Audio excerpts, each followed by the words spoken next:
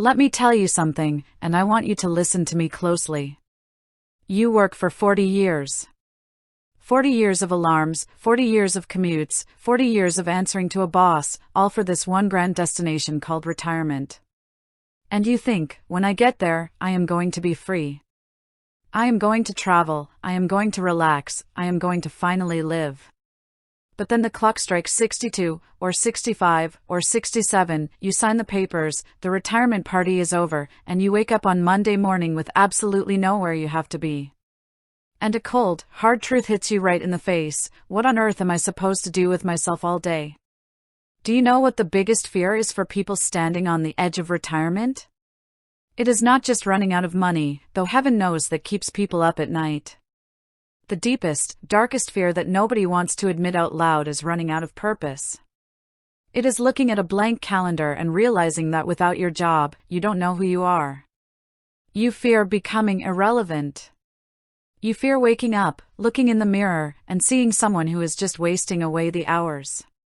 So you ask the question, what do most retired people actually do all day?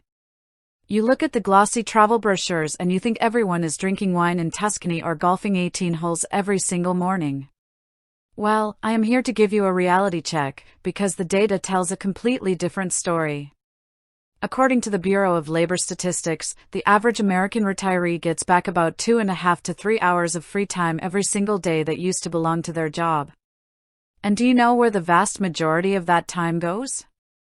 It goes right into the television screen. Over 4 hours a day are spent staring at a TV, a computer, or a tablet. That is more than 28 hours a week. That is a part-time job sitting on the couch. Is that what you worked 40 years for? To let your brain turn to mush while watching the news cycle or reruns? No! But it happens because of a massive mistake. People think retirement is just one long, continuous vacation.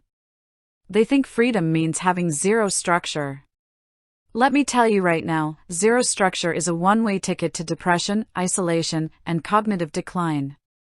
When you have no structure, your days bleed together. Tuesday feels like Saturday, which feels like Thursday.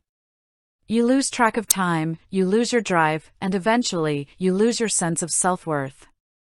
You have to understand the difference between being busy and being purposeful. Many retirees fill their days with what I call filler tasks. They spend 3 hours at the grocery store buying 3 items. They clean a house that is already spotless. They check the mailbox 4 times a day. They are staying active, yes, but they are doing it to kill time. Killing time is a sin when you have finally earned the right to own your time.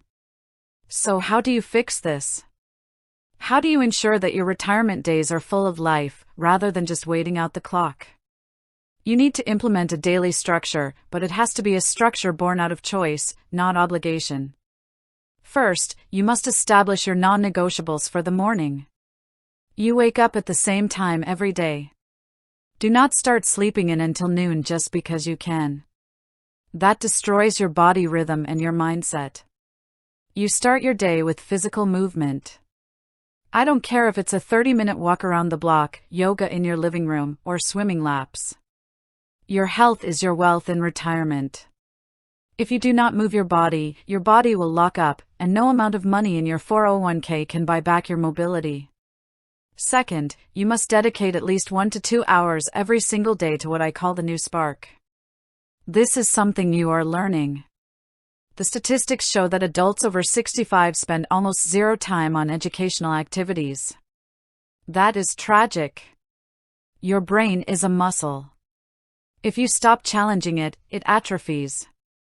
Take a language class online. Learn how to play an instrument. Understand how new technologies work. Do not say, "I'm too old for that." You are never too old to learn, but you get old the second you stop learning. Third, you have to build social connection into your calendar. When you leave work, you leave behind a built-in community. If you don't replace it, isolation sets in fast. You need to volunteer for a cause that makes your heart beat fast.